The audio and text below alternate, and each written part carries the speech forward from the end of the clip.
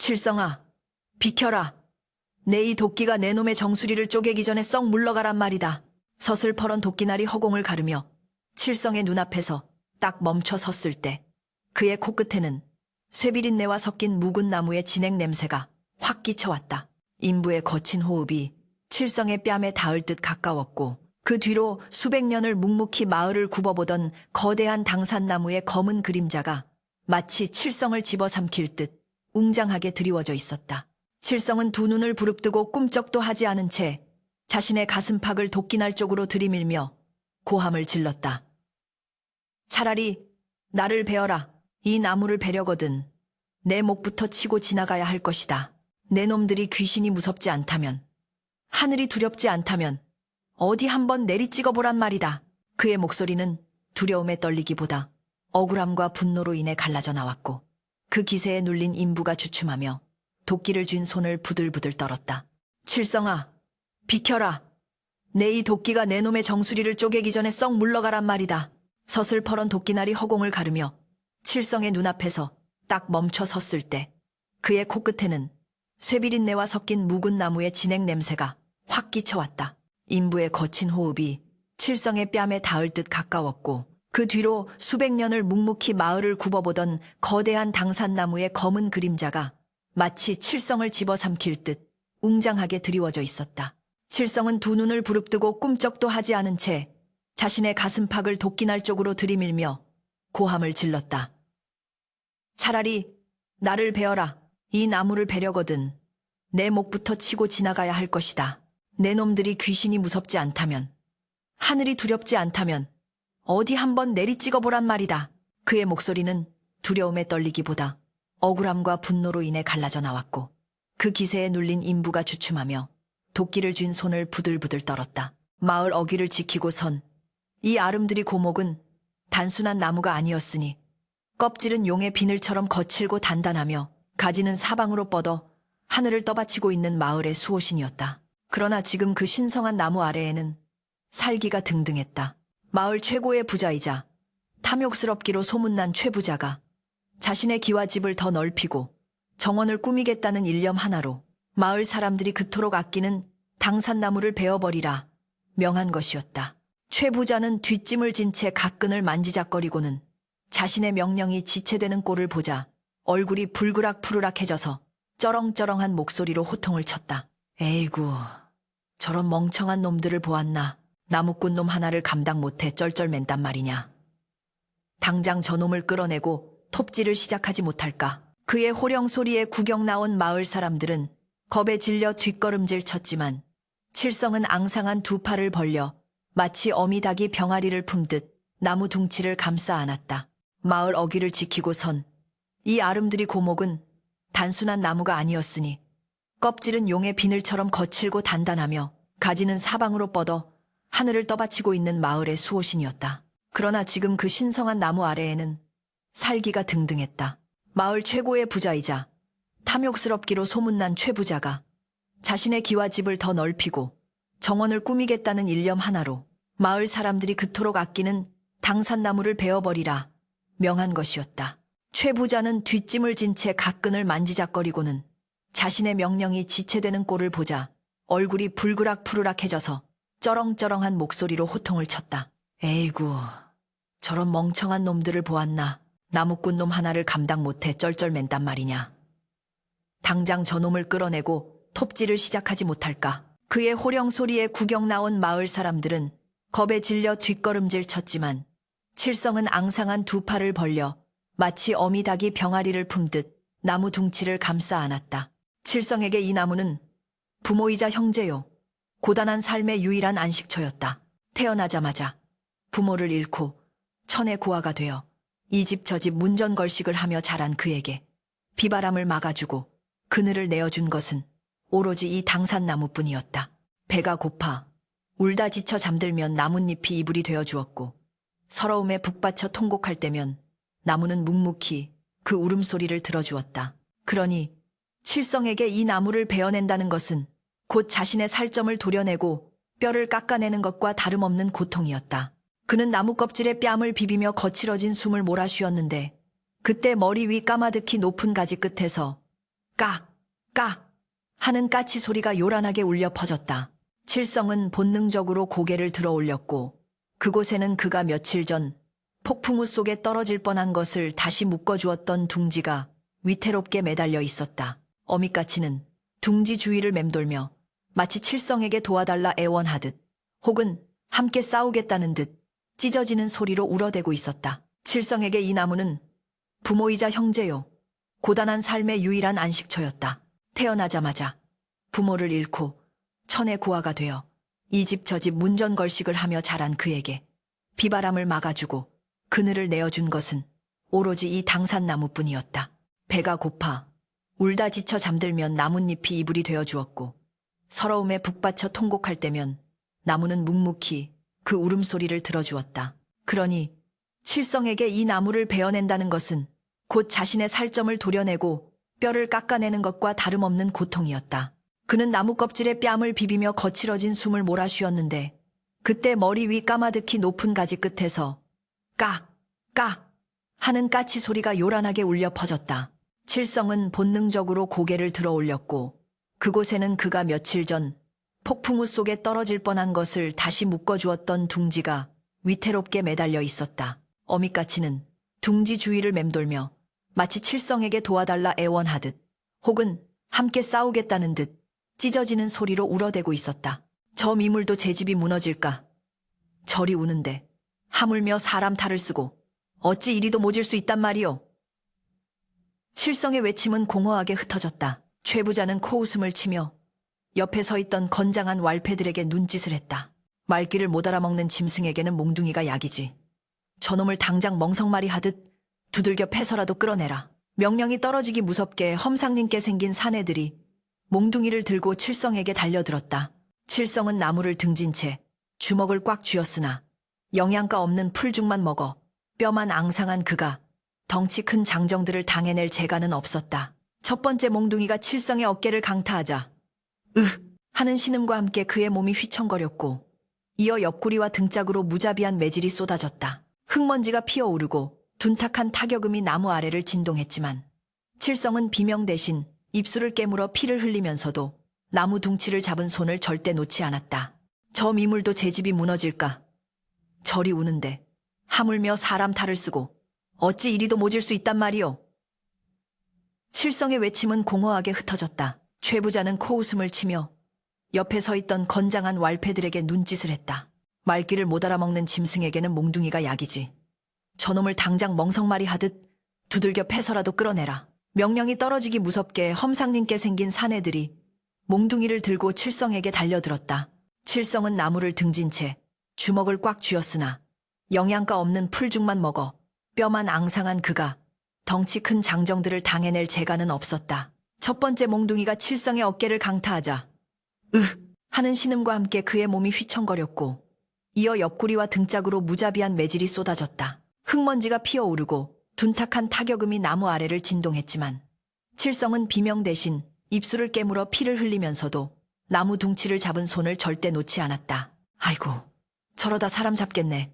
최 부자, 어른, 제발 노여움을 거두시오. 칠성이가 죽겠습니다. 구경하던 촌로 하나가 보다 못해 나서서 읍소했으나 최 부자는 곰방대를 털며 차갑게 내뱉었다. 죽으면 거름이나 되겠지. 내 땅에 있는 나무를 내 마음대로 하겠다는데 감히 천한 것들이 어디서 훈수질이야. 매질은 멈추지 않았다.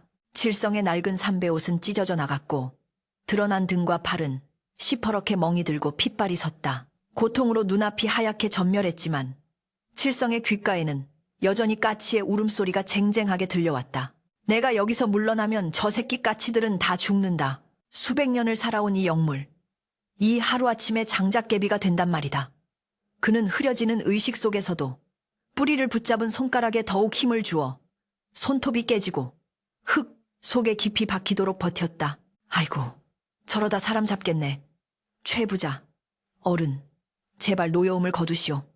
칠성이가 죽겠습니다. 구경하던 촌로 하나가 보다 못해 나서서 읍소했으나 최 부자는 곰방대를 털며 차갑게 내뱉었다. 죽으면 거름이나 되겠지.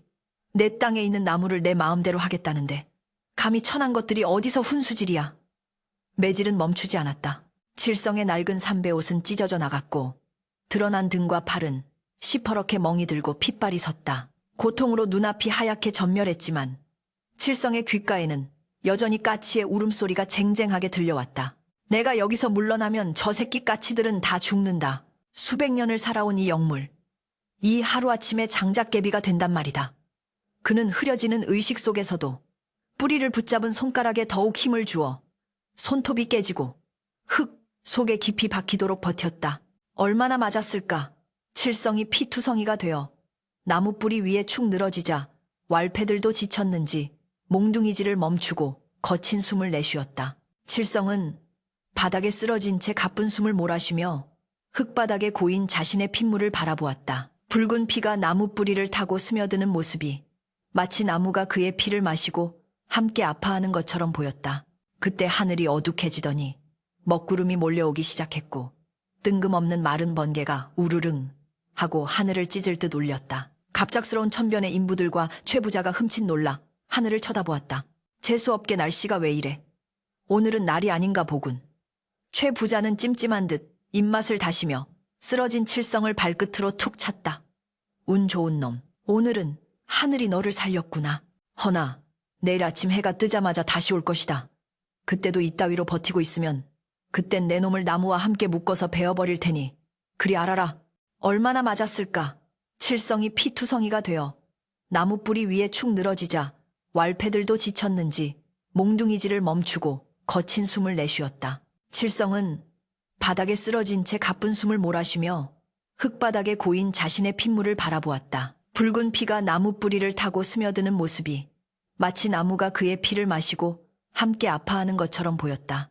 그때 하늘이 어둑해지더니 먹구름이 몰려오기 시작했고 뜬금없는 마른 번개가 우르릉 하고 하늘을 찢을 듯 울렸다. 갑작스러운 천변의 인부들과 최 부자가 흠칫 놀라 하늘을 쳐다보았다.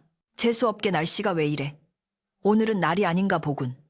최 부자는 찜찜한 듯 입맛을 다시며 쓰러진 칠성을 발끝으로 툭 찼다. 운 좋은 놈, 오늘은 하늘이 너를 살렸구나. 허나 내일 아침 해가 뜨자마자 다시 올 것이다. 그때도 이따위로 버티고 있으면 그땐 내 놈을 나무와 함께 묶어서 베어버릴 테니 그리 알아라. 최 부자와 일당들이 썰물처럼 빠져나가자 고목 아래에는 정막만이 감돌았다. 마을 사람들도 후환이 두려워 칠성에게 다가오지 못하고 멀리서 혀를 차며 하나둘씩 흩어졌다. 홀로 남겨진 칠성은 욱신거리는 몸을 간신히 일으켜 나무에 기대 앉았다. 온몸이 부서질 듯 아팠지만 그는 찢어진 옷자락으로 상처를 대충 동여매고는 나무를 올려다보았다. 미안하다. 내가 힘이 없어 너를 욕보이는구나. 칠성의 거친 손이 울퉁불퉁한 나무 껍질을 쓰다듬었다. 나무는 말이 없었지만 바람에 흔들리는 나뭇잎 소리가 마치 괜찮다 괜찮다 하며 그를 위로하는 듯했다. 그때 머리 위에서 깍 하는 소리와 함께 무언가가 툭 하고 칠성의 무릎 위로 떨어졌다. 그것은 까치가 물어다준 도토리 한 알이었다. 최 부자와 일당들이 썰물처럼 빠져나가자 고목 아래에는 정막만이 감돌았다. 마을 사람들도 후환이 두려워 칠성에게 다가오지 못하고 멀리서 혀를 차며 하나둘씩 흩어졌다. 홀로 남겨진 칠성은 욱신거리는 몸을 간신히 일으켜 나무에 기대 앉았다. 온몸이 부서질 듯 아팠지만 그는 찢어진 옷자락으로 상처를 대충 동여매고는 나무를 올려다보았다. 미안하다. 내가 힘이 없어 너를 욕보이는구나. 칠성의 거친 손이 울퉁불퉁한 나무 껍질을 쓰다듬었다. 나무는 말이 없었지만 바람에 흔들리는 나뭇잎 소리가 마치 괜찮다 괜찮다 하며 그를 위로하는 듯했다. 그때 머리 위에서 깍 하는 소리와 함께 무언가가 툭 하고 칠성의 무릎 위로 떨어졌다. 그것은 까치가 물어다준 도토리 한 알이었다. 칠성은 도토리를 집어들고 씁쓸한 미소를 지었다. 너도 나를 걱정해주는 게냐? 고맙구나. 해가 완전히 저물고 어둠이 깔리자 나무 주변은 칠흑 같은 어둠에 잠겼다. 칠성은 아픈 몸을 이끌고 나무 주변을 돌며 인부들이 파헤쳐 놓은 흙을 손으로 다시 덮어주었다. 손톱 밑에 흙이 박히고 피가 배어 나왔지만 멈추지 않았다. 밤바람이 차갑게 불어와 상처를 찔러댔지만 칠성의 눈빛은 낮보다 더욱 형형하게 빛났다. 내일이면 다시 저 무자비한 도끼날이 들이닥칠 것이다. 칠성은 나무 뿌리 사이에 온폭 파인 곳에 몸을 웅크리고 누웠다. 잠을 자려는 것이 아니라 밤새 이 나무를 지키기 위함이었다. 칠성은 도토리를 집어들고 씁쓸한 미소를 지었다. 너도 나를 걱정해주는 게냐? 고맙구나. 해가 완전히 저물고 어둠이 깔리자 나무 주변은 칠흑 같은 어둠에 잠겼다. 칠성은 아픈 몸을 이끌고 나무 주변을 돌며 인부들이 파헤쳐 놓은 흙을 손으로 다시 덮어주었다. 손톱 밑에 흙이 박히고 피가 배어 나왔지만 멈추지 않았다. 밤바람이 차갑게 불어와 상처를 찔러댔지만 칠성의 눈빛은 낮보다 더욱 형형하게 빛났다. 내일이면 다시 저 무자비한 도끼날이 들이닥칠 것이다. 칠성은 나무뿌리 사이에 온폭 파인 곳에 몸을 웅크리고 누웠다. 잠을 자려는 것이 아니라 밤새 이 나무를 지키기 위함이었다. 밤이 깊어질수록 바람소리는 더욱 거세졌고 마치 억울하게 죽은 원혼들이 우는 듯한 기이한 소리가 숲 전체를 휘감았다. 칠성은 깜빡이는 정신을 붙잡으며 둥지 쪽을 올려다 보았다. 어미까치는 여전히 잠들지 않고 둥지 곁을 지키고 있었다. 칠성은 속으로 맹세했다. 내 목숨이 붙어있는 한 결코 이 나무를 넘겨주지 않으리라. 설령 내 피가 이 땅을 다 적신다 하여도. 그렇게 비장한 결의를 다지던 찰나 칠성은 나무 밑동 깊은 곳 자신이 머리를 기대고 있는 흙바닥 아래에서 미세하지만 분명한 진동을 느꼈다. 그것은 바람에 흔들리는 나무의 움직임과는 다른 마치 땅속 깊은 곳에서 무언가가 칠성을 부르는 듯한 묵직하고도 기이한 울림이었다. 칠성은 쏘스라치게 놀라 몸을 일으켰고 캄캄한 어둠 속에서 오직 까치의 두 눈만이 도깨비불처럼 칠성을 내려다보고 있었다. 밤이 깊어질수록 바람소리는 더욱 거세졌고 마치 억울하게 죽은 원혼들이 우는 듯한 기이한 소리가 숲 전체를 휘감았다. 칠성은 깜빡이는 정신을 붙잡으며 둥지 쪽을 올려다 보았다. 어미까치는 여전히 잠들지 않고 둥지 곁을 지키고 있었다. 칠성은 속으로 맹세했다. 내 목숨이 붙어있는 한 결코 이 나무를 넘겨주지 않으리라. 설령 내 피가 이 땅을 다 적신다 하여도.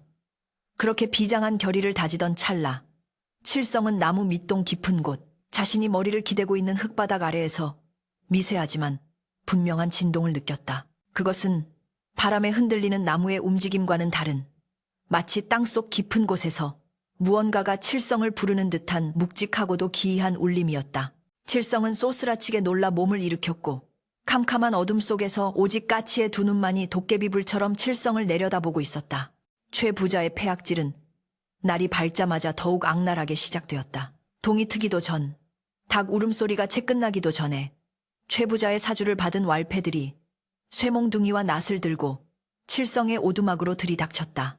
마을 외진 곳, 쓰러져가는 초가삼가는 칠성이 부모님께 물려받은 유일한 유산이자 비바람을 피할 마지막 보루였으나 왈패들은 망설임 없이 기둥을 찍고 지붕을 허물어뜨렸다.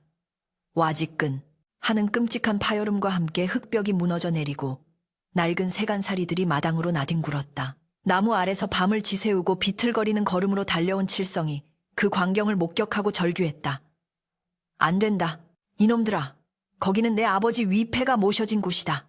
제발 그만두어라. 그러나 왈패 우두머리는 비릿한 웃음을 흘리며 칠성의 가슴팍을 발로 걷어찼다. 최 부자. 어른의 명이다.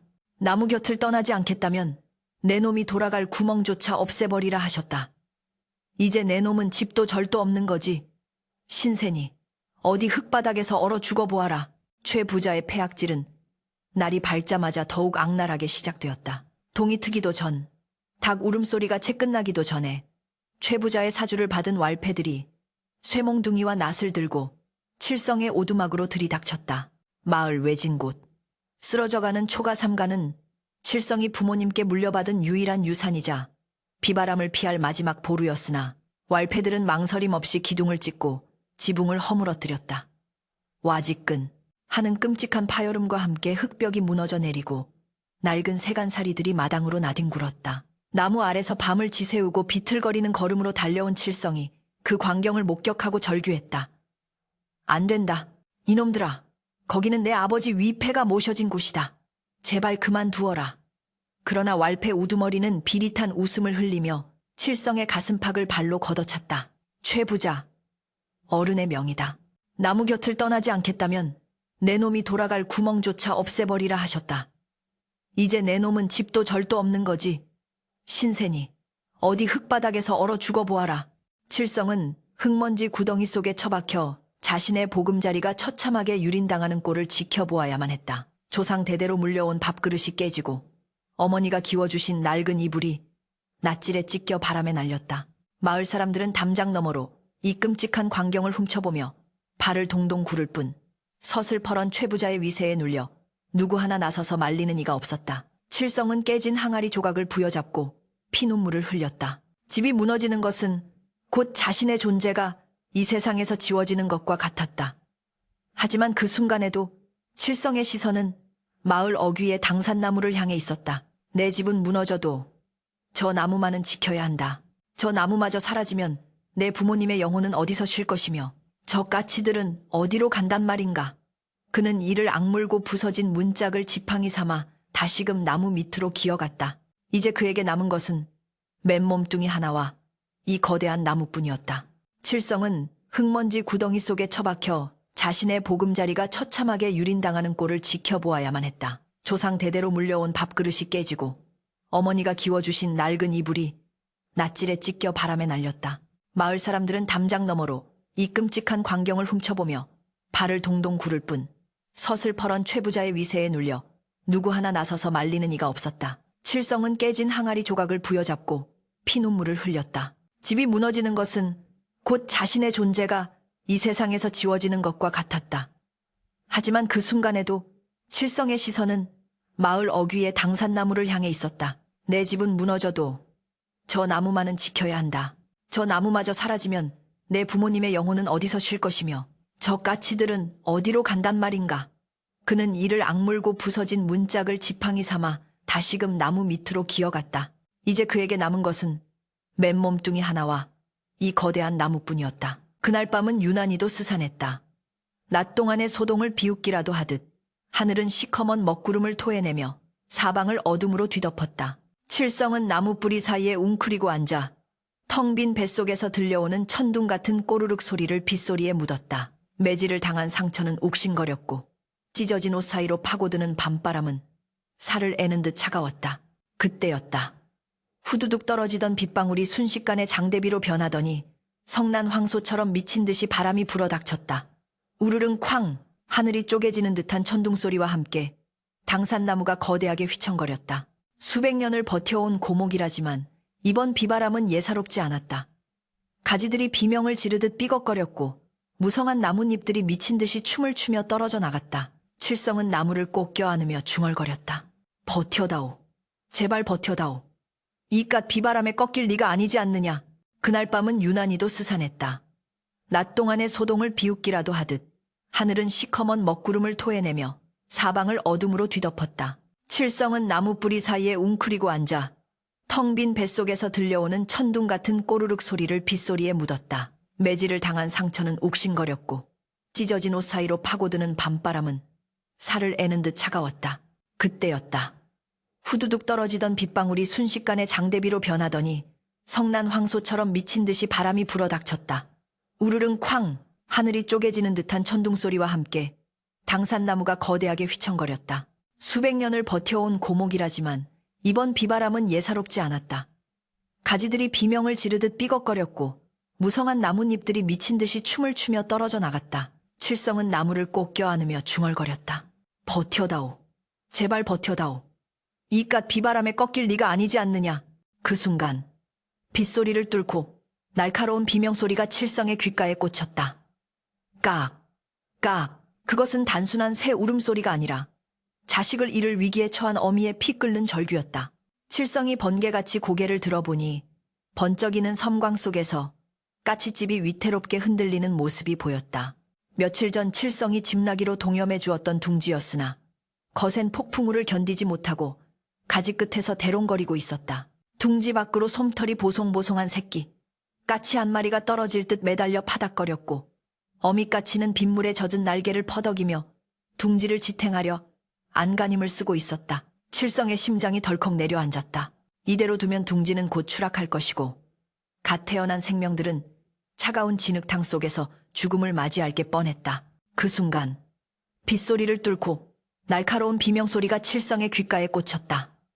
깍!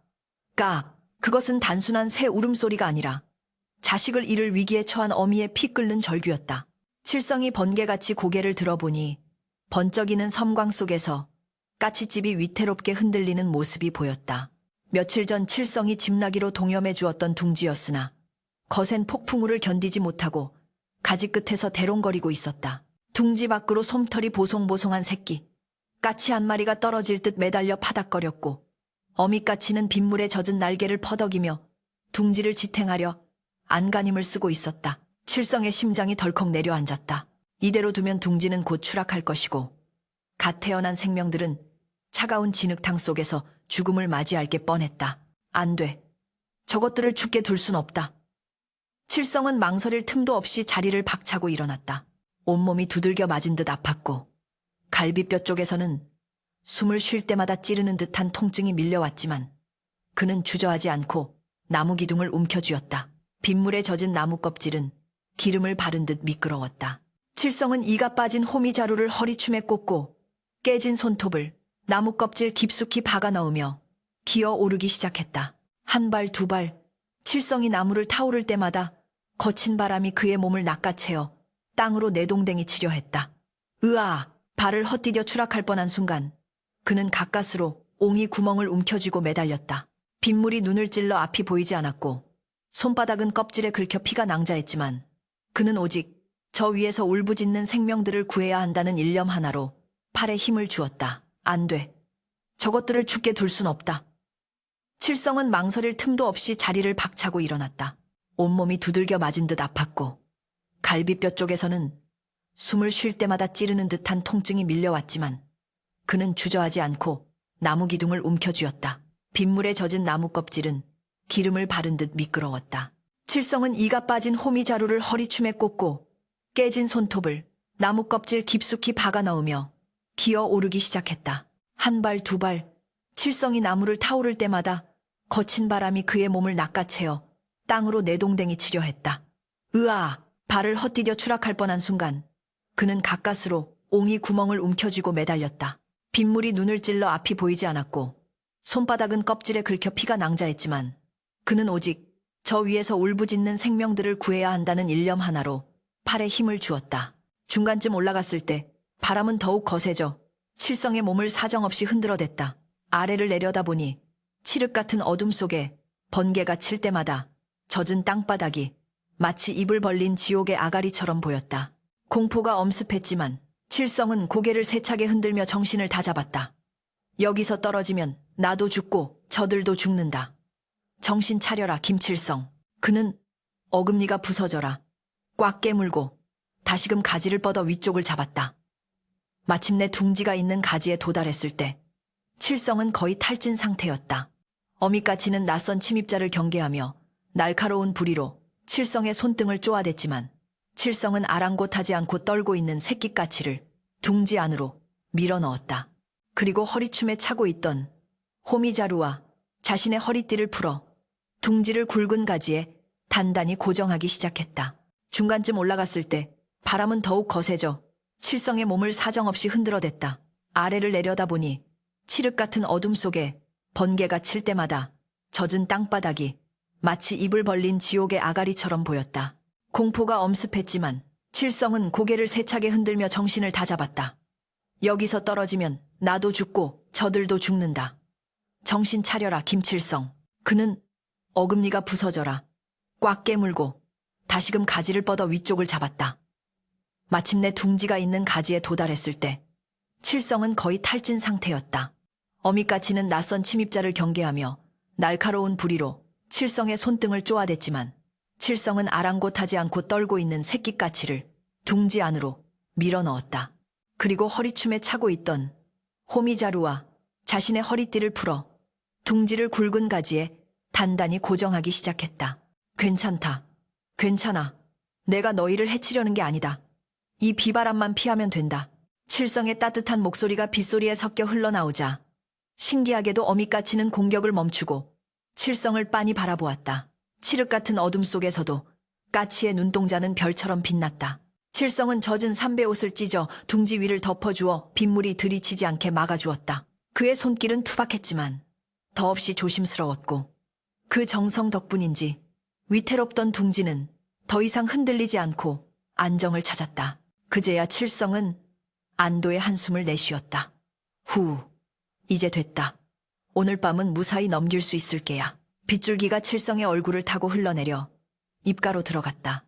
비릿한 핏물 맛과 짠 빗물 맛이 섞여 묘한 맛을 냈지만 칠성은 왠지 모를 뿌듯함에 희미하게 미소 지었다.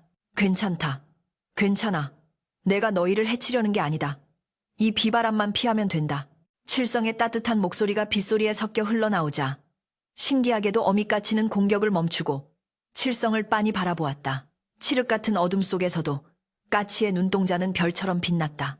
칠성은 젖은 삼배옷을 찢어 둥지 위를 덮어주어 빗물이 들이치지 않게 막아주었다. 그의 손길은 투박했지만 더없이 조심스러웠고 그 정성 덕분인지 위태롭던 둥지는 더 이상 흔들리지 않고 안정을 찾았다. 그제야 칠성은 안도의 한숨을 내쉬었다. 후, 이제 됐다. 오늘 밤은 무사히 넘길 수 있을 게야. 빗줄기가 칠성의 얼굴을 타고 흘러내려 입가로 들어갔다. 비릿한 핏물 맛과 짠 빗물 맛이 섞여 묘한 맛을 냈지만 칠성은 왠지 모를 뿌듯함에 희미하게 미소 지었다. 내려오는 길은 올라갈 때보다 더 힘들었다. 긴장이 풀리자 힘이 빠진 팔다리가 후들거려 몇 번이나 미끄러질 뻔했다. 겨우 땅을 밟았을 때 칠성은 다리가 풀려 그 자리에 주저앉고 말았다. 온몸은 진흙투성이가 되었고 상처에 빗물이 스며들어 쓰라림이 극에 달했다. 하지만 그는 나무를 올려다보며 만족스러운 표정을 지었다. 거센 비바람 속에서도 둥지는 굳건히 자리를 지키고 있었다. 칠성은 나무 밑동에 가장 움푹 들어간 곳, 비를 피할 수 있는 작은 공간으로 몸을 구겨 넣었다. 체온이 급격히 떨어지며 몸이 사시나무 떨듯 떨려왔다. 이대로 잠들면 얼어 죽을지도 모른다. 는 생각이 들었지만 쏟아지는 졸음을 이겨낼 재간이 없었다. 칠성은 무릎을 끌어안고 웅크린 채 나무의 거친 껍질에 얼굴을 묻었다. 내려오는 길은 올라갈 때보다 더 힘들었다. 긴장이 풀리자 힘이 빠진 팔다리가 후들거려 몇 번이나 미끄러질 뻔했다. 겨우 땅을 밟았을 때 칠성은 다리가 풀려 그 자리에 주저앉고 말았다. 온몸은 진흙투성이가 되었고 상처에 빗물이 스며들어 쓰라림이 극에 달했다. 하지만 그는 나무를 올려다보며 만족스러운 표정을 지었다. 거센 비바람 속에서도 둥지는 굳건히 자리를 지키고 있었다. 칠성은 나무 밑동에 가장 움푹 들어간 곳, 비를 피할 수 있는 작은 공간으로 몸을 구겨 넣었다. 체온이 급격히 떨어지며 몸이 사시나무 떨듯 떨려왔다. 이대로 잠들면 얼어 죽을지도 모른다. 는 생각이 들었지만 쏟아지는 졸음을 이겨낼 재간이 없었다. 칠성은 무릎을 끌어안고 웅크린 채 나무의 거친 껍질에 얼굴을 묻었다. 의식이 혼미해지는 와중에 칠성은 기이한 소리를 들었다. 나무 위에서 어미까치가 구슬프게 우는 소리였다. 그런데 그 울음소리가 아까와는 달랐다. 위급함을 알리는 다급한 비명이 아니라 마치 누군가를 위로하고 고마움을 표하는 듯한 혹은 깊은 슬픔을 토해내는 듯한 쇳소리 섞인 울음이었다. 깍, 깍. 그 소리는 빗소리를 뚫고 칠성의 가슴 깊은 곳을 파고들었다. 칠성은 그 소리를 자장가 삼아 스르르 눈을 감았다. 차가운 빗물이 발목을 적셨지만 이상하게도 나무가 닿은 등 뒤에서는 미지근한 온기가 느껴지는 듯했다. 그것은 마치 나무가 자신의 체온을 나누어주며 고된 하루를 버텨낸 이 가여운 청년을 품어주는 것 같았다. 의식이 혼미해지는 와중에 칠성은 기이한 소리를 들었다. 나무 위에서 어미까치가 구슬프게 우는 소리였다. 그런데 그 울음소리가 아까와는 달랐다. 위급함을 알리는 다급한 비명이 아니라 마치 누군가를 위로하고 고마움을 표하는 듯한 혹은 깊은 슬픔을 토해내는 듯한 쇳소리 섞인 울음이었다. 깍, 깍. 그 소리는 빗소리를 뚫고 칠성의 가슴 깊은 곳을 파고들었다. 칠성은 그 소리를 자장가 삼아 스르르 눈을 감았다. 차가운 빗물이 발목을 적셨지만 이상하게도 나무가 닿은 등 뒤에서는 미지근한 온기가 느껴지는 듯했다. 그것은 마치 나무가 자신의 체온을 나누어주며 고된 하루를 버텨낸 이 가여운 청년을 품어주는 것 같았다. 밤이 깊어갈수록 비바람은 잦아들 기미를 보이지 않았고 마을의 불빛들은 하나둘 꺼져 암흑천지가 되었다. 오로지 당산나무 아래 칠성만이 홀로 폭풍우와 맞서며 죽음과 삶의 경계를 오가고 있었다. 최 부자가 보낸 왈패들이 부숴버린 집보다 지금 칠성이 기대고 있는 이 나무 뿌리가 그에게는 더 포근한 안식처였다. 그리고 그 나무의 가장 높은 곳에서는 작은 생명들이 칠성이 만들어준 지붕 아래서 서로의 체온을 나누며 잠들어 있었다. 내일 아침 최 부자가 다시 도끼를 들고 들이닥칠지라도 지금 이 순간만큼은 나무와 칠성 그리고 까치가 하나가 되어 거대한 자연의 시련을 견뎌내고 있었다. 칠성에 감긴 눈앞으로 흐릿한 환영이 어른거렸다. 그것은 돌아가신 어머니의 얼굴 같기도 했고 언젠가 보았던 백발의 노인 같기도 했다. 그 환영이 칠성의 이마를 짚어주자 고통스럽던 몸이 거짓말처럼 편안해지며 그는 깊은 잠의 나락으로 떨어져 내렸다. 밤이 깊어갈수록 비바람은 잦아들 기미를 보이지 않았고 마을의 불빛들은 하나둘 꺼져 암흑천지가 되었다. 오로지 당산나무 아래 칠성만이 홀로 폭풍우와 맞서며 죽음과 삶의 경계를 오가고 있었다. 최 부자가 보낸 왈패들이 부숴버린 집보다 지금 칠성이 기대고 있는 이 나무뿌리가 그에게는 더 포근한 안식처였다. 그리고 그 나무의 가장 높은 곳에서는 작은 생명들이 칠성이 만들어준 지붕 아래서 서로의 체온을 나누며 잠들어 있었다. 내일 아침 최 부자가 다시 도끼를 들고 들이닥칠지라도 지금 이 순간만큼은 나무와 칠성 그리고 까치가 하나가 되어 거대한 자연의 시련을 견뎌내고 있었다. 칠성에 감긴 눈앞으로 흐릿한 환영이 어른거렸다. 그것은 돌아가신 어머니의 얼굴 같기도 했고 언젠가 보았던 백발의 노인 같기도 했다. 그 환영이 칠성의 이마를 짚어주자 고통스럽던 몸이 거짓말처럼 편안해지며 그는 깊은 잠의 나락으로 떨어져 내렸다. 칠성이 빠져든 깊은 잠은 단순한 휴식이 아니었으니 그것은 산자의 영역을 넘어선 혼몽훈몸의 세계로 들어가는 문이었다. 빗줄기가 잦아들고 새벽 안개가 자욱하게 깔리기 시작할 무렵 칠성의 의식 속에는 기이한 풍경이 펼쳐졌다. 비바람에 시달리던 현실의 추위와 고통은 온데간데 없고 따스하고 은은한 황금빛 안개가 그를 감싸 안았다.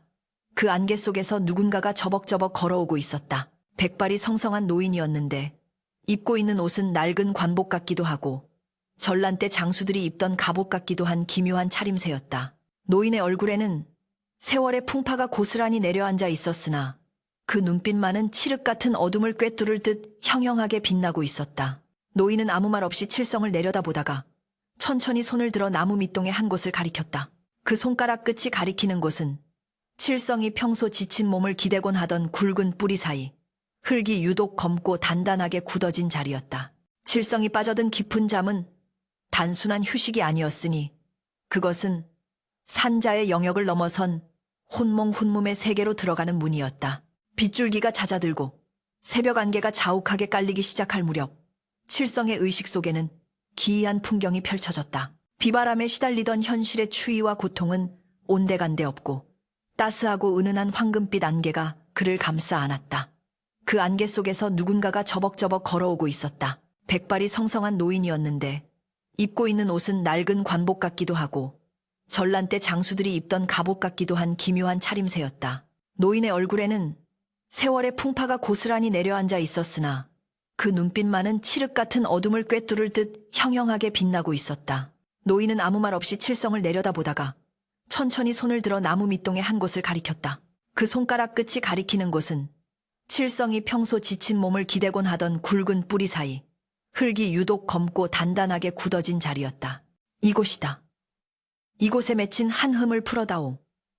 노인의 목소리는 귀로 들리는 것이 아니라 머릿속에서 직접 울리는 듯 웅장했다.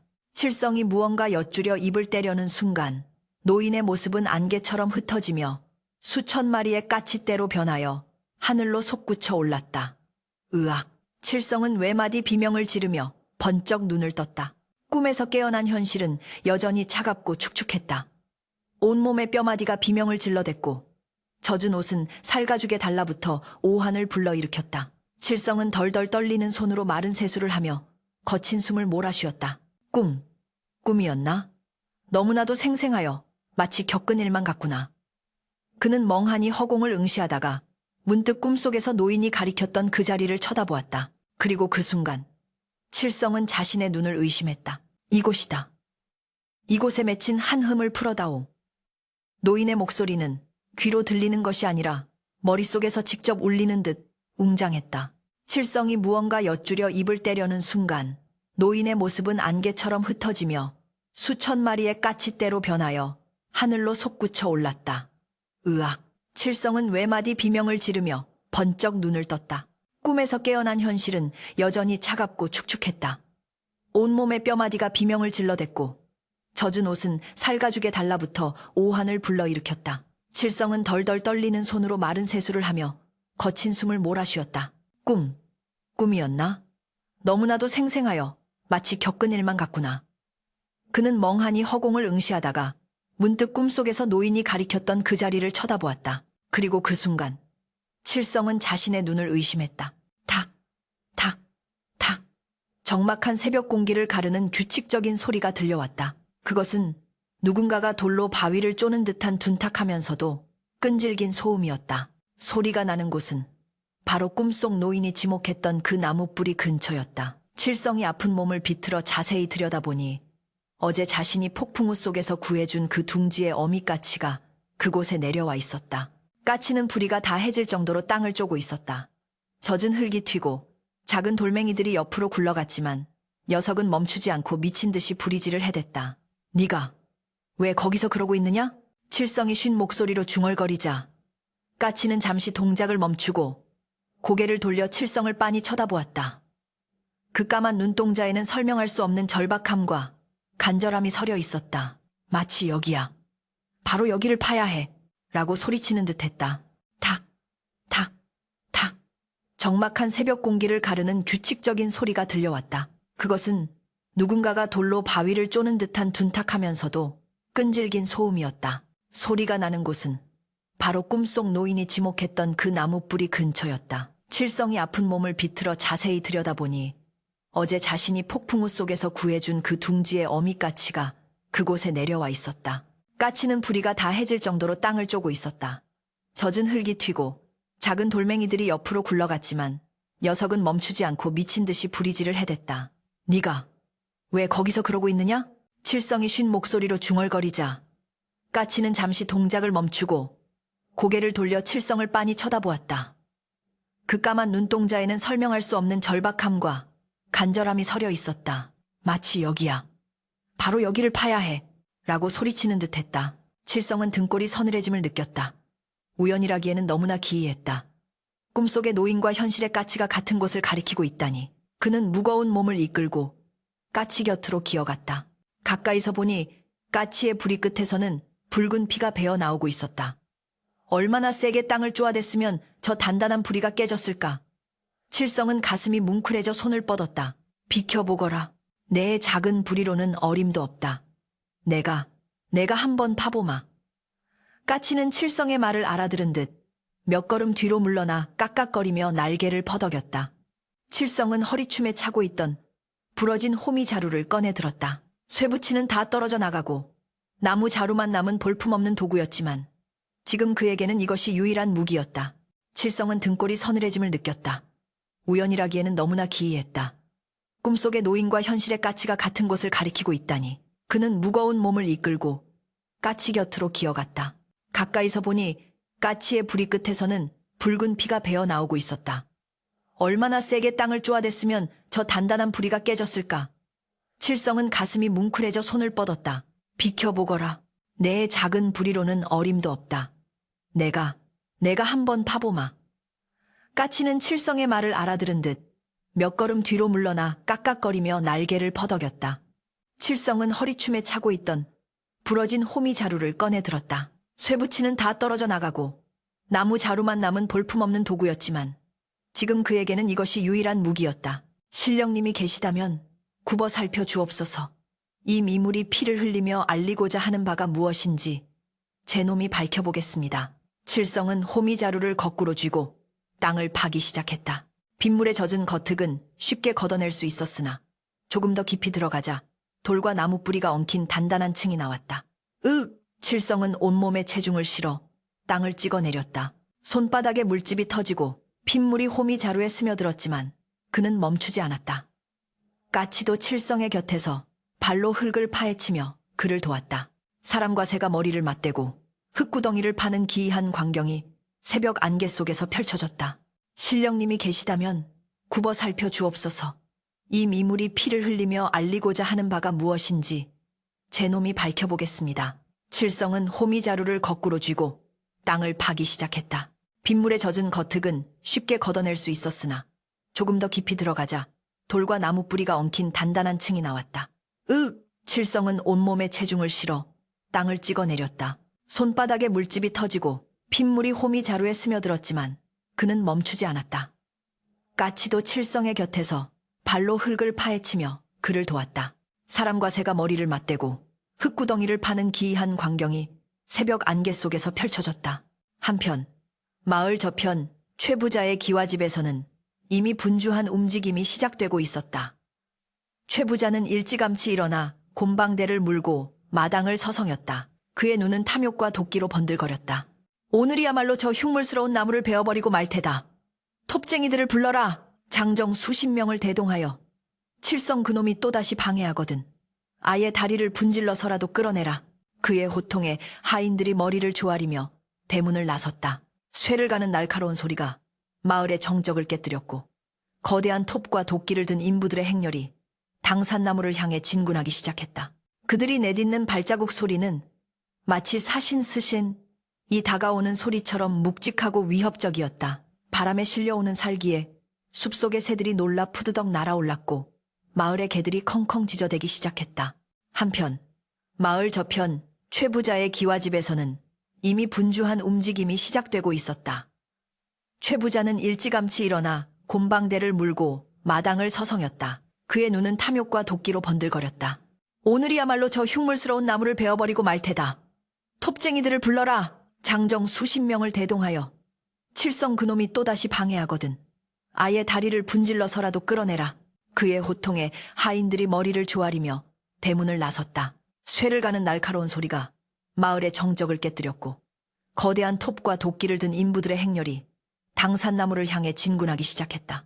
그들이 내딛는 발자국 소리는 마치 사신 스신 이 다가오는 소리처럼 묵직하고 위협적이었다. 바람에 실려오는 살기에 숲속의 새들이 놀라 푸드덕 날아올랐고 마을의 개들이 컹컹 짖어대기 시작했다. 시간이 없었다. 칠성은 땀과 빗물로 범벅이 된 채 미친 듯이 땅을 팠다. 손톱이 깨지고 손가락 마디마디가 끊어질 듯 아팠지만 그는 멈출 수 없었다. 땅속 깊은 곳에서 무언가가 그를 부르고 있었다. 조금만 더, 조금만 더. 일자 약 30cm쯤 팠을까? 호미 자루 끝에 턱 하는 둔탁한 느낌이 걸렸다. 돌이나 나무 뿌리와는 다른 무언가 인위적인 물체의 감촉이었다. 칠성의 심장이 쿵쾅거렸다. 그는 손으로 흙을 미친 듯이 긁어냈다. 그러자 흙 속에 파묻혀 있던 거무튀튀한 항아리 뚜껑의 일부가 드러났다. 투박하고 거친 질그릇 항아리였다. 이것은 칠성이 놀란 눈으로 항아리 주변의 흙을 걷어내려는 찰나 마을 어귀에서 웅성거리는 소리가 들려왔다. 시간이 없었다. 칠성은 땀과 빗물로 범벅이 된 채 미친 듯이 땅을 팠다. 손톱이 깨지고 손가락 마디마디가 끊어질 듯 아팠지만 그는 멈출 수 없었다. 땅속 깊은 곳에서 무언가가 그를 부르고 있었다. 조금만 더, 조금만 더. 일자 약 30cm쯤 팠을까? 호미 자루 끝에 턱 하는 둔탁한 느낌이 걸렸다. 돌이나 나무 뿌리와는 다른 무언가 인위적인 물체의 감촉이었다. 칠성의 심장이 쿵쾅거렸다. 그는 손으로 흙을 미친 듯이 긁어냈다. 그러자 흙 속에 파묻혀 있던 거무튀튀한 항아리 뚜껑의 일부가 드러났다. 투박하고 거친 질그릇 항아리였다. 이것은 칠성이 놀란 눈으로 항아리 주변의 흙을 걷어내려는 찰나 마을 어귀에서 웅성거리는 소리가 들려왔다. 저기 있다. 저 독한 놈이 아직도 나무 밑에 붙어 있어. 최부자의 앞잡이인 곰보 사내가 소리쳤다. 수십 명의 인부들과 왈패들이 횃불과 무기를 들고 나무를 포위해 오고 있었다. 칠성은 본능적으로 파헤친 구덩이를 몸으로 가렸다. 아직 이것이 무엇인지, 왜 여기에 묻혀 있는지 알 수 없었지만 직감적으로 최부자의 눈에 띄어서는 안 된다는 것을 깨달았다. 최부자가 가마에서 내려 거만한 걸음으로 다가왔다. 그의 비단신이 진흙탕에 더러워지는 것도 아랑곳하지 않고 그는 칠성을 향해 싸늘한 미소를 지었다. 허허, 밤새 나무 밑에서 무덤이라도 파고 있었느냐? 4뵼짜리를 스스로 준비하다니 기특하구나. 최부자의 조롱에 왈패들이 와하하 웃음을 터뜨렸다. 저기 있다. 저 독한 놈이 아직도 나무 밑에 붙어 있어. 최부자의 앞잡이인 곰보 사내가 소리쳤다. 수십 명의 인부들과 왈패들이 횃불과 무기를 들고 나무를 포위해 오고 있었다. 칠성은 본능적으로 파헤친 구덩이를 몸으로 가렸다. 아직 이것이 무엇인지, 왜 여기에 묻혀 있는지 알 수 없었지만 직감적으로 최 부자의 눈에 띄어서는 안 된다는 것을 깨달았다. 최 부자가 가마에서 내려 거만한 걸음으로 다가왔다. 그의 비단신이 진흙탕에 더러워지는 것도 아랑곳하지 않고 그는 칠성을 향해 싸늘한 미소를 지었다. 허허, 밤새 나무 밑에서 무덤이라도 파고 있었느냐? 네 붐짜리를 스스로 준비하다니 기특하구나. 최 부자의 조롱에 왈패들이 와하하 웃음을 터뜨렸다. 칠성은 흙투성이가 된 얼굴을 들고 최 부자를 노려보았다. 물러가시오. 이 나무는 마을의 혼이요. 당신의 욕심으로 베어낼 수 있는 것이 아니란 말이오. 칠성의 외침에 최 부자의 얼굴이 일그러졌다. 아직도 주둥이를 놀리는구나. 여봐라. 저놈을 끌어내어 나무에 묶어라.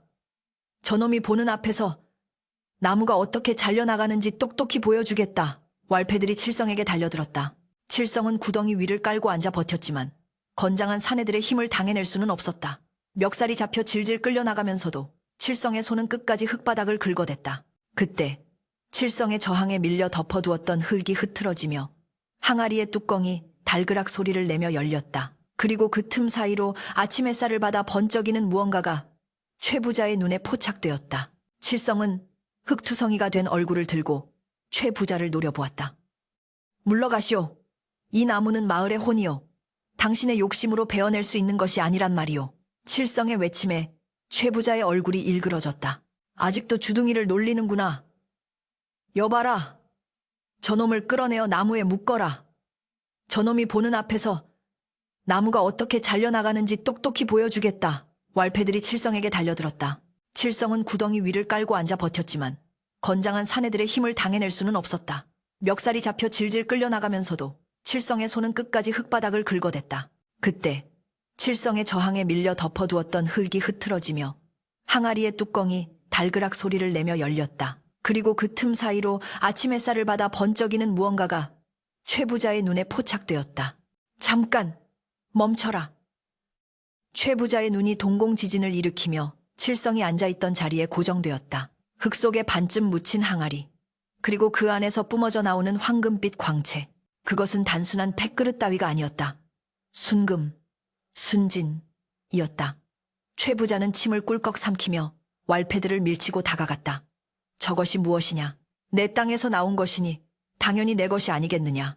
탐욕에 눈이 먼 최 부자가 손을 뻗으려 하자 나무 위에 까치들이 일제히 날아오르며 깍!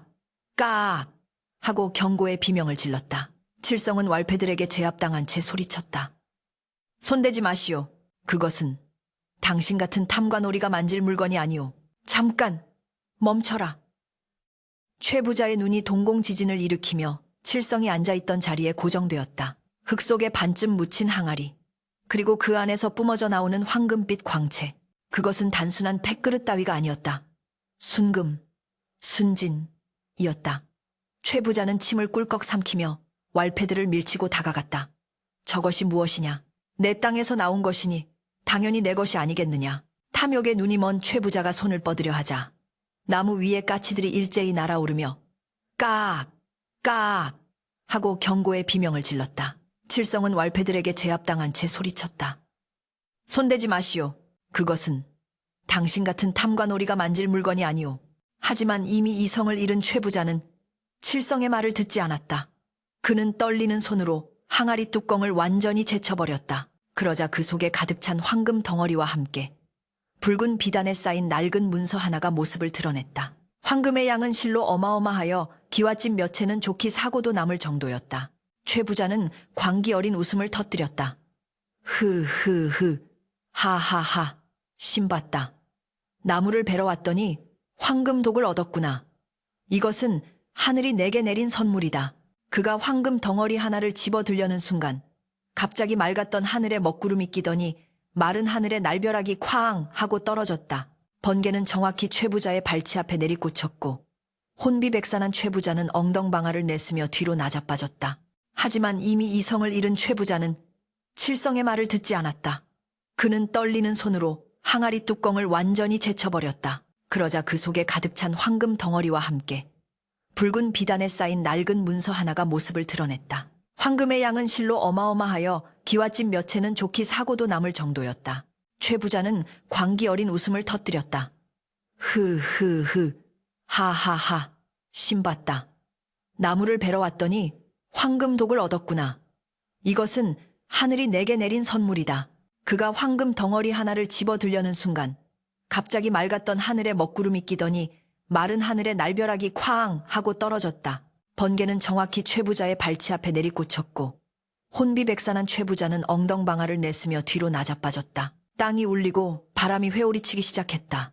당산나무가 마치 살아있는 생명체처럼 웅웅거리며 진동했고 가지들은 채찍처럼 휘몰아쳤다. 사람들은 공포에 질려 비명을 지르며 엎드렸다. 칠성은 이 혼란 속에서도 기이한 평온함을 느꼈다. 꿈속의 노인이 했던 말이 귓가를 스쳤다. 하늘 풀어다오. 이 황금은 단순한 재물이 아니었다. 피비린내 나는 전란의 역사와 억울하게 죽어간 이들의 염원이 담긴 건드려선 안 될 약속의 증표였던 것이다. 칠성은 흙바닥에 얼굴을 묻고 속으로 기도했다. 신령님, 이 어리석은 자들에게 노여움을 푸소서. 제가 반드시 바로잡겠습니다. 땅이 울리고 바람이 회오리치기 시작했다. 당산나무가 마치 살아있는 생명체처럼 웅웅거리며 진동했고 가지들은 채찍처럼 휘몰아쳤다. 사람들은 공포에 질려 비명을 지르며 엎드렸다. 칠성은 이 혼란 속에서도 기이한 평온함을 느꼈다. 꿈속의 노인이 했던 말이 귓가를 스쳤다. 하늘 풀어다오. 이 황금은 단순한 재물이 아니었다. 피비린내 나는 전란의 역사와 억울하게 죽어간 이들의 염원이 담긴 건드려선 안 될 약속의 증표였던 것이다. 칠성은 흙바닥에 얼굴을 묻고 속으로 기도했다. 신령님, 이 어리석은 자들에게 노여움을 푸소서. 제가 반드시 바로잡겠습니다. 바람이 잦아들자 최 부자는 다시금 욕심을 드러내며 일어났다. 그는 벼락이 떨어진 자리를 피해 조심스럽게 항아리로 다가갔다. 하늘이 겁을 줘도 소용없다. 이 땅의 주인은 나 최만석이다. 내 땅에 묻힌 것은 돌멩이 하나라도 다 내 것이다. 그가 악에 받쳐 소리치며 하인들에게 명령했다. 무엇들 하느냐? 어서 저 금 항아리를 내 가마로 옮겨라. 그리고 저 나무꾼 놈은 관아에 넘겨라. 남의 땅을 도굴하려 했다고 고변할 것이다. 억울한 누명까지 씌우려는 최 부자의 악독함에 칠성은 입술을 깨물었다. 하지만 지금은 힘으로 맞설 때가 아니었다. 칠성의 눈이 항아리 속에 있는 낡은 문서에 꽂혔다. 저 문서, 저것만이 이 사태를 뒤집을 유일한 열쇠였다. 바람이 잦아들자 최 부자는 다시금 욕심을 드러내며 일어났다. 그는 벼락이 떨어진 자리를 피해 조심스럽게 항아리로 다가갔다. 하늘이 겁을 줘도 소용없다. 이 땅의 주인은 나 최만석이다.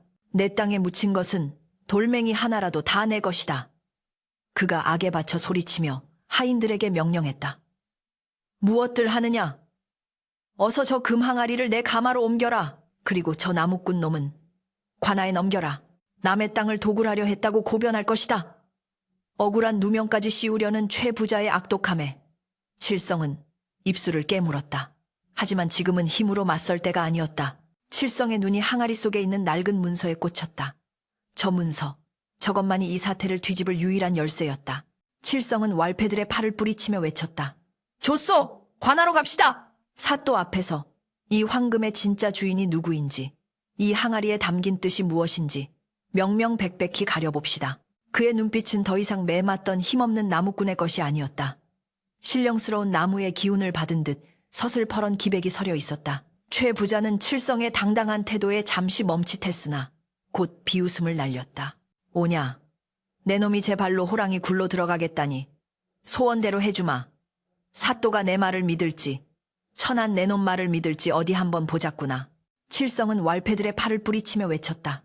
좋소! 관하로 갑시다! 사또 앞에서 이 황금의 진짜 주인이 누구인지, 이 항아리에 담긴 뜻이 무엇인지 명명백백히 가려봅시다. 그의 눈빛은 더 이상 매맞던 힘없는 나무꾼의 것이 아니었다. 신령스러운 나무의 기운을 받은 듯 서슬퍼런 기백이 서려 있었다. 최 부자는 칠성의 당당한 태도에 잠시 멈칫했으나 곧 비웃음을 날렸다. 오냐, 내 놈이 제 발로 호랑이 굴로 들어가겠다니 소원대로 해주마. 사또가 내 말을 믿을지 천한 내 놈 말을 믿을지 어디 한번 보자꾸나. 이렇게 하여 톱질 소리 대신 팽팽한 긴장감이 나무 아래를 감돌게 되었다. 황금 항아리를 둘러싼 탐욕과 수호의 대립은 이제 숲을 떠나 관아의 심판대로 향하게 되었다. 칠성은 나무를 한번 뒤돌아보았다. 까치 한 마리가 나뭇가지에 앉아 조용히 그를 내려다보고 있었다. 다녀오마. 반드시 너와 이 나무를 지켜낼 것이다. 칠성은 포승줄에 묶인 채 당당하게 발걸음을 옮겼다. 그 뒤를 죄부자가 금 항아리를 든 하인들을 호위하며 따랐다. 마을 사람들은 숨을 죽인 채 이 기이한 행렬을 지켜보았고 하늘에서는 구름 사이로 한 줄기 햇살이 칠성의 머리 위를 비추고 있었다. 이렇게 하여 톱질 소리 대신 팽팽한 긴장감이 나무 아래를 감돌게 되었다. 황금 항아리를 둘러싼 탐욕과 수호의 대립은 이제 숲을 떠나 관아의 심판대로 향하게 되었다. 칠성은 나무를 한번 뒤돌아보았다. 까치 한 마리가 나뭇가지에 앉아 조용히 그를 내려다보고 있었다. 다녀오마. 반드시 너와 이 나무를 지켜낼 것이다. 칠성은 포승줄에 묶인 채 당당하게 발걸음을 옮겼다. 그 뒤를 죄부자가 금 항아리를 든 하인들을 호위하며 따랐다. 마을 사람들은 숨을 죽인 채 이 기이한 행렬을 지켜보았고 하늘에서는 구름 사이로 한 줄기 햇살이 칠성의 머리 위를 비추고 있었다. 네, 이놈들. 신성한 관아의 뜰이 시장 바닥인 줄 아느냐? 주둥이를 다물지 못할까? 사또의 호통 소리가 동헌동겐의 기와 지붕을 울리며 쩌렁쩌렁하게 퍼져나가자 웅성거리던 구경꾼들의 소음이 찬물을 끼얹은 듯 순식간에 잦아들었다. 관아마당 한가운데에는 문제의 황금 항아리가 놓여 있었는데 한낮의 뜨거운 태양 아래서 눈이 멀 것 같은 찬란한 금빛을 뿜어내고 있어 보는 이들의 넋을 빼놓기에 충분했다. 그 옆으로 포승줄에 묶인 채 무릎을 꿇은 칠성과 비단 옷을 입고 거만하게 서서 부채질을 해대는 최부자가 대치하고 있었다. 사또는 붓을 들어 먹을 찍으며 매서운 눈초리로 두 사람을 번갈아 노려보았다. 그의 눈빛은 마치 죄인의 속마음까지 꿰뚫어 볼 듯 날카로웠고 형방과 이방을 비롯한 관속들은 긴장한 표정으로 사또의 입만 바라보고 있었다. 칠성은 억울함에 입술을 깨물고 있었으나 그의 눈빛만은 비굴함 없이 당당하게 정면을 응시하고 있었다. 네, 이놈들. 신성한 관아의 뜰이 시장 바닥인 줄 아느냐? 주둥이를 다물지 못할까? 사또의 호통 소리가 동헌동겐의 기와 지붕을 울리며 쩌렁쩌렁하게 퍼져나가자 웅성거리던 구경꾼들의 소음이 찬물을 끼얹은 듯 순식간에 잦아들었다. 관아마당 한가운데에는 문제의 황금 항아리가 놓여 있었는데 한낮의 뜨거운 태양 아래서 눈이 멀 것 같은 찬란한 금빛을 뿜어내고 있어 보는 이들의 넋을 빼놓기에 충분했다. 그 옆으로 포승줄에 묶인 채 무릎을 꿇은 칠성과 비단 옷을 입고 거만하게 서서 부채질을 해대는 최부자가 대치하고 있었다. 사또는 붓을 들어 먹을 찍으며 매서운 눈초리로 두 사람을 번갈아 노려보았다.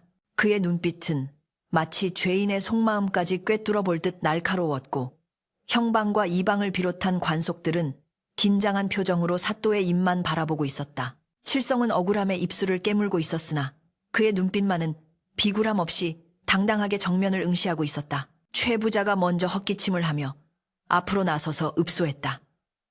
사또 나으리, 이 사건은 삼척동자도 알 만큼 명백한 일이옵니다. 저 항아리가 나온 땅은 엄연히 제 소유에 임하이없고 그 위를 덮고 있던 나무 또한 제 재산이옵니다. 제 땅에서 나온 물건이 제 것이 아니고 누구의 것이겠습니까? 하물며 저 천한 나무꾼 놈은 밤중에 몰래 남의 땅을 파헤쳐 도둑질을 하려다 들킨 현행범이오니 당장 저놈의 주리를 틀어 옥에 가두시고 이 황금은 주인인 저에게 돌려주시는 것이 마땅한 줄 아뢰옵니다. 최부자는 뻔뻔하게도 자신의 탐욕을 권리로 포장하며 칠성을 파렴치한 도적대로 몰아갔다. 그는 말하면서도 곁눈질로 황금 항아리를 훔쳐보며 입맛을 다시는 추태를 부렸는데 그 눈빛은 마치 굶주린 늑대가 고깃덩어리를 보는 듯 탐욕스러웠다. 최부자가 먼저 헛기침을 하며 앞으로 나서서 읍소했다. 사또 나으리, 이 사건은 삼척동자도 알 만큼 명백한 일이옵니다. 저 항아리가 나온 땅은 엄연히 제 소유에 임하이없고 그 위를 덮고 있던 나무 또한 제 재산이옵니다. 제 땅에서 나온 물건이 제 것이 아니고 누구의 것이겠습니까? 하물며 저 천한 나무꾼 놈은 밤중에 몰래 남의 땅을 파헤쳐 도둑질을 하려다 들킨 현행범이오니 당장 저놈의 주리를 틀어 옥에 가두시고 이 황금은 주인인 저에게 돌려주시는 것이 마땅한 줄 아뢰옵니다. 최부자는 뻔뻔하게도 자신의 탐욕을 권리로 포장하며 칠성을 파렴치한 도적대로 몰아갔다. 그는 말하면서도 곁눈질로 황금 항아리를 훔쳐보며 입맛을 다시는 추태를 부렸는데 그 눈빛은 마치 굶주린 늑대가 고깃덩어리를 보는 듯 탐욕스러웠다. 사또는 말없이 수염을 쓰다듬으며 최 부자의 말을 듣고는 이번에는 칠성에게 시선을 돌렸다. 너는 할 말이 있느냐? 네가 정말로 재물을 탐하여 야밤에 땅을 판 것이냐? 사또의 중후한 물음에 칠성은 고개를 조아리며 피를 토하듯 절규했다. 아니옵니다. 사또 나으리. 소인은 황금 따위는 꿈에도 본 적이 없사옵니다. 다만 억울하게 베어질 위기에 처한 당산나무와 그 위에 사는 까치들을 지키고자 했을 뿐입니다. 지난밤 꿈에 백발의 노인이 나타나 나무 밑에 맺힌 한을 풀어달라 하셨고 깨어나 보니 까치가 피를 흘리며 땅을 쪼고 있어 그 뜻을 받들어 흙을 파내었을 뿐입니다. 하늘에 맹세코 도둑질을 하려던 것이 아니옵니다. 칠성의 목소리에는 거짓없는 진심이 담겨 있어 담장 너머에서 구경하던 마을 사람들의 마음을 움직였다. 여기저기서 칠성이가 그럴 아이는 아니지. 최 부자가 너무했어 하는 수군거림이 들려왔다. 사또는 말없이 수염을 쓰다듬으며 최 부자의 말을 듣고는 이번에는 칠성에게 시선을 돌렸다. 너는 할 말이 있느냐? 네가 정말로 재물을 탐하여 야밤에 땅을 판 것이냐? 사또의 중후한 물음에 칠성은 고개를 조아리며 피를 토하듯 절규했다. 아니옵니다. 사또 나으리.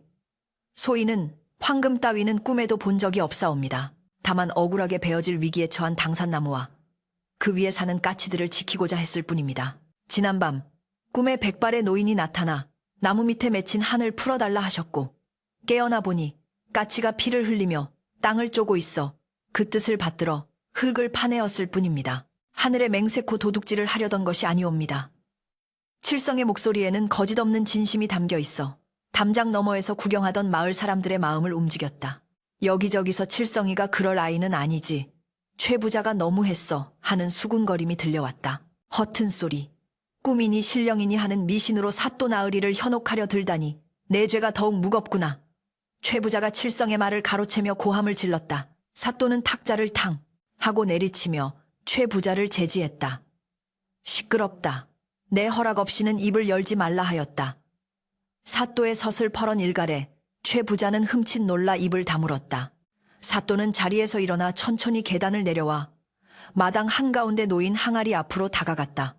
그는 뒷짐을 진 채 항아리 속의 황금 덩어리들을 굽어보았으나 그의 눈길이 머문 곳은 황금이 아니라 그 위에 얹혀있던 낡고 빛바랜 문석꾸러미였다. 붉은 비단에 쌓여 있었으나 세월의 흔적으로 인해 색이 바래고 흙먼지가 묻어있는 그 문서는 기묘한 기운을 풍기고 있었다. 허튼 소리. 꿈이니 신령이니 하는 미신으로 사또 나으리를 현혹하려 들다니 내 죄가 더욱 무겁구나.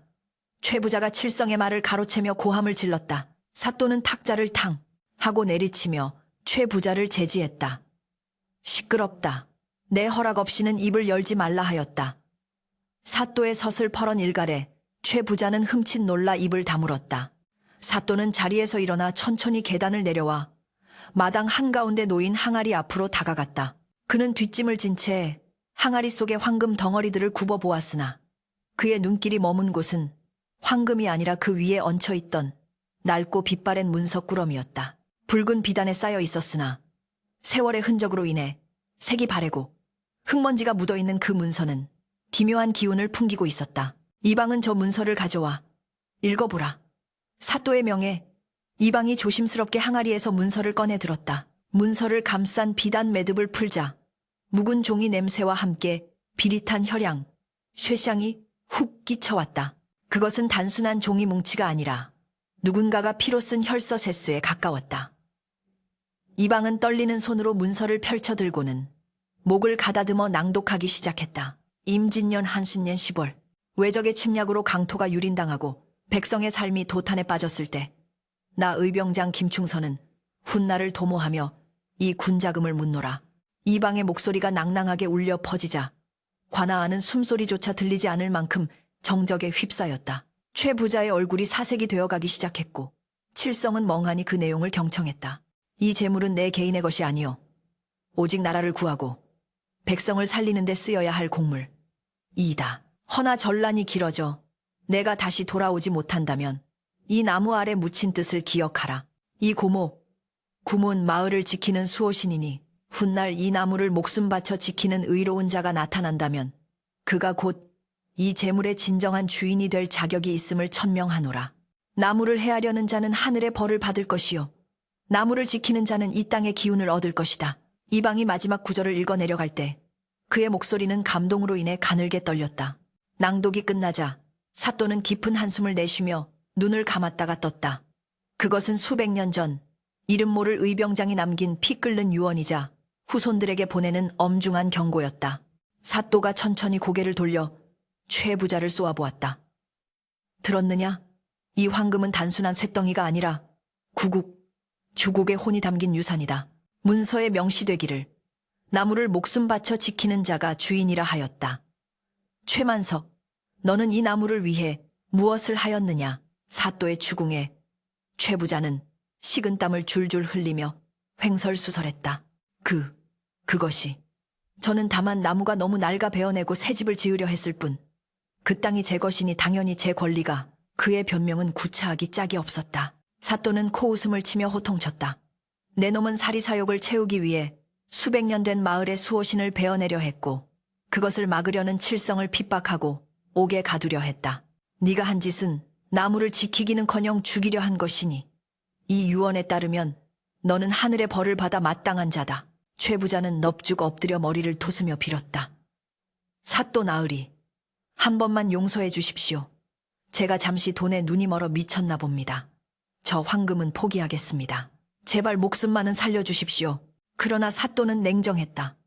너의 죄는 단순히 탐욕에 그치지 않는다. 너는 조상의 어리서린 땅을 유린하고 선량한 백성을 해하려 했으며 나아가 의병장의 숭고한 뜻을 욕보였다. 여봐라, 저 탐욕스러운 자를 당장 형틀에 묶어라. 곤장 50대를 쳐서 그 더러운 욕심을 씻어내고 그가 가진 재산의 절반을 몰수하여 빈민 구제에 쓰도록 하라. 사또의 추상 같은 판결이 떨어지자 포졸들이 달려들어 최 부자를 끌고 나갔다. 아이고, 나 죽네. 사람 살려. 최 부자의 비명소리가 관아 밖으로 멀어지자 구경하던 백성들은 일제히 환호성을 질렀다. 사또 만세! 명판결이로다. 사또는 자리에서 내려와 칠성에게 다가갔다. 포졸들이 칠성의 포승줄을 풀어주자 칠성은 어리둥절한 표정으로 사또를 올려다보았다. 사또는 칠성의 어깨에 손을 얹으며 온화한 미소를 지었다. 일어나거라. 네가 아니었다면 이 귀중한 유산은 탐관오리의 배를 불리는 데 쓰이고 말았을 것이다. 너의 효심과 나무를 사랑하는 마음이 하늘에 닿아 의병장님의 혼을 깨운 것이다. 이 황금은 문서에 적힌 대로 나무를 지킨 너의 것이다. 칠성은 믿기지 않는다는 듯 입을 벌렸다. 사또 나으리, 소인은 그저 나무가 아파하는 것이 싫었을 뿐입니다. 이 큰 재물을 감당할 그릇이 못 됩니다. 칠성의 겸손한 태도에 사또는 고개를 저었다. 재물은 그것을 올바르게 쓸 줄 아는 자에게 가야 빛이 나는 법이다. 너라면 이 황금으로 마을과 나무를 더욱 윤택하게 할 수 있을 것이다. 칠성은 떨리는 손으로 황금 항아리를 안아들었다. 묵직한 무게가 팔에 전해져 왔지만 그것은 금덩어리의 무게라기보다는 의병장의 숭고한 뜻과 마을 사람들의 기대가 담긴 책임의 무게였다. 칠성이 항아리를 들고 관아 문을 나서자 밖에서 기다리던 마을 사람들이 그를 애워싸고 박수를 보냈다. 어제까지만 해도 그를 외면하던 사람들이었지만 이제는 영웅을 맞이하듯 뜨거운 눈빛을 보내고 있었다. 칠성은 쑥스러운 듯 고개를 숙였지만 그의 가슴 속에서는 뜨거운 무언가가 벅차올랐다. 그는 사람들 사이를 빠져나와 자신이 그토록 지키고자 했던 당산나무가 있는 언덕으로 향했다. 멀리서 보이는 나무는 여전히 웅장한 자태로 마을을 굽어보고 있었고 가지 끝에서는 까치들이 춤을 추듯 날아다니고 있었다. 관아를 뒤로 하고 걸어가는 칠성의 등 뒤로 붉은 노을이 깔리기 시작했다. 그것은 마치 피 튀기던 싸움이 끝나고 평화가 찾아왔음을 알리는 깃발처럼 하늘을 물들였다. 칠성은 항아리를 품에 안은 채 나무 밑으로 달려갔다. 왈패들에 의해 파헤쳐졌던 흙구덩이는 흉물스러웠지만 칠성의 눈에는 이제 그것이 상처가 아니라 영광의 흔적으로 보였다. 그는 항아리를 잠시 내려놓고 나무 껍질을 어루만지며 속삭였다. 고맙다. 정말 고맙다. 네가 나를 살렸고 내가 너를 살렸구나. 바람이 불어와 칠성의 땀식은 이마를 식혀주었고 나뭇잎들이 사락사락 소리를 내며 그를 반겼다. 이제 더 이상 도끼 소리는 들리지 않을 것이다. 탐욕의 그림자가 거친 그곳에는 오직 사람과 자연의 따뜻한 교감만이 남아있었다. 하지만 이야기는 여기서 끝이 아니었다. 칠성은 황금 항아리를 들고 다시 마을로 내려왔다. 그의 머릿속에는 이미 이 엄청난 재물을 어떻게 써야 할지에 대한 계획이 서 있었다. 자신 혼자 잘 먹고 잘 살기 위함이 아니었다. 그는 가난에 허덕이는 이웃들, 병들고 약한 노인들, 그리고 자신처럼 부모 없이 떠도는 아이들의 얼굴을 떠올렸다. 의병장이 남긴 뜻은 백성을 살리는 것이라 했으니 칠성은 그 뜻을 실천하는 것이야말로 나무에 대한 보답이라 생각했다. 최 부자가 곤장을 맞으며 내지르는 비명소리가 멀리서 들려왔지만 칠성의 귀에는 오직 나무 위에서 들려오는 까치의 힘찬 날갯짓 소리만이 가득 찼다. 고난과 시련의 밤이 지나고 이제 진정한 상생의 아침이 밝아오고 있었다. 마을에는 쌀 씻는 소리가 끊이지 않았고 굴뚝마다 피어오르는 하얀 연기는 구름이 되어 하늘을 덮었다. 칠성이 관아에서 돌아온 지 달포가 지났을 무렵 당산나무 아래 공터는 더 이상 처형장 같은 살풍경한 곳이 아니라 잔치집 마당으로 변해 있었다. 칠성은 황금 항아리에서 나온 재물을 아끼지 않고 풀었다. 그는 가장 먼저 마을 어귀에 커다란 가마솔 5개나 걸고 소를 잡고 떡을 쳐서 배고픈이라면 누구라도 와서 배불리 먹게 하였다. 자, 많이들 드시오. 이 밥은 내가 주는 것이 아니라 저 나무와 의병장, 어른께서 주시는 것이오. 칠성은 낡은 삼배옷 대신 깨끗한 무명옷을 입고 갓을 반듯하게 쓴 채 국밥을 퍼주며 웃었다. 그의 얼굴에 서려 있던 고단함과 그림자는 온데간데 없고 마치 가을 들판의 넉넉함을 닮은 인자함만이 감돌았다. 평생 보리죽 구경하기도 힘들었던 마을 사람들은 기름진 고깃국에 하얀 쌀밥을 말아먹으며 감격의 눈물을 흘렸다. 아이고, 칠성아, 아니, 칠성 어르신, 정말 고맙구려. 내 평생 이리 배부른 날이 올 줄은 몰랐네. 반면 마을 저편 최 부자의 집은 조상집보다 더한 적막에 휩싸여 있었다. 관아의 판결로 재산의 절반을 몰수당하고 곤장까지 맞은 최 부자는 몸져 누워 문밖 출입을 끊었다. 그의 위세를 믿고 설치던 왈패들은 돈줄이 끊기자 썰물처럼 빠져나갔고 드넓은 기와집 마당에는 잡초만 무성하게 자라났다. 가끔 최 부자가 지팡이를 짚고 절뚝거리며 담장 너머로 마을의 풍경을 훔쳐볼 때면 그의 눈에는 회한과 질투, 그리고 알 수 없는 두려움이 뒤섞여 있었다. 자신이 그토록 베어버리려 했던 나무 아래서 사람들이 춤을 추고 노래하며 행복해하는 모습을 볼 때마다 그는 뼈저린 패배감을 맛보아야 했다. 욕심이 지나치면 화를 부른다는 옛말이 그에게는 쇠몽둥이보다 더 아픈 회초리가 되어 가슴을 후려쳤다. 세월은 유수풀과 같이 흘러 어느덧 강산이 3번이나 바뀌었다. 그 사이 칠성이 다스리는 마을은 인근 고을에서 가장 살기 좋은 의림촌이로운 숲마을로 이름이 났다. 칠성은 황금을 단순히 먹고 마시는 데에만 쓰지 않았다. 그는 찝지되었던 황무지를 사들여 옥토로 개간하여 땅 없는 소작농들에게 나누어 주었고 홍수가 나면 범람하던 개울에 튼튼한 돌다리와 제방을 쌓았다. 또한 마을 한가운데에 서당을 지어 아이들이 글을 배울 수 있게 하였으니 글 읽는 소리가 밤낮으로 끊이지 않았다. 칠성은 스스로도 늦깎이 공부를 시작하여 학문을 닦았고 그의 지혜와 덕망은 날로 높아져 마침내 마을 사람들의 추대로 촌장의 자리에 오르게 되었다. 하지만 칠성이 가장 공을 들인 것은 역시나 당산나무였다. 그는 나무 주변에 정갈한 돌담을 쌓아 함부로 짐승이나 사람이 해치지 못하게 보호구역을 만들었다. 그리고 매년 가을이면 마을 사람들과 함께 성대하게 당산지를 올렸다.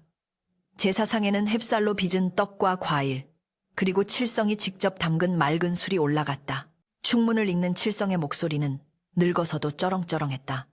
유세차, 이 땅을 지켜주신 신령님과 나라를 위해 목숨 바친 의병장님의 은덕을 기리옵니다. 부디 이 나무가 천년 만년 푸르러 우리 후손들을 지켜주소서. 칠성이 절을 올릴 때면 나무 꼭대기에 사는 까치들이 약속이나 한 듯 깍깍 하고 화답하며 하늘을 빙빙 돌았다. 사람들은 그것을 신령님의 응답이라 여기며 경외심을 가졌다. 어느 화창한 봄날, 백발이 성성한 노인이 된 칠성은 나무 그늘 아래 평상에 앉아 손자들에게 옛날 이야기를 들려주고 있었다. 그의 곁에는 칠성이 젊은 시절 나무를 구하려다 생긴 상처 자국이 희미하게 남은 손으로 깎아 만든 나무 피리가 놓여 있었다. 할아버지, 그래서 정말 그 황금 항아리가 빛을 뿜었나요? 눈을 반짝이는 손녀의 질문에 칠성은 허허 웃으며 수염을 쓸어내렸다. 그렇고 말고. 하지만 얘들아, 명심하거라. 그 항아리 속에서 가장 빛나던 것은 황금이 아니었단다. 아이들이 고개를 갸웃거리자 칠성은 지그시 나무를 올려다 보았다. 가장 빛나던 것은 바로 생명을 귀하게 여기는 마음, 그리고 남의 것을 탐하지 않는 올바른 정신이었지. 황금은 쓰면 사라지지만 그 마음은 이 나무처럼 뿌리를 내리고 자라나 영원히 남는 법이란다. 그때 나뭇가지 위에서 깃털이 유난히 윤기 흐르는 까치 한 마리가 포르르 날아와 칠성의 무릎 위에 앉았다. 칠성은 놀라지 않고 익숙한 듯 까치의 머리를 쓰다듬었다. 오, 왔느냐? 네.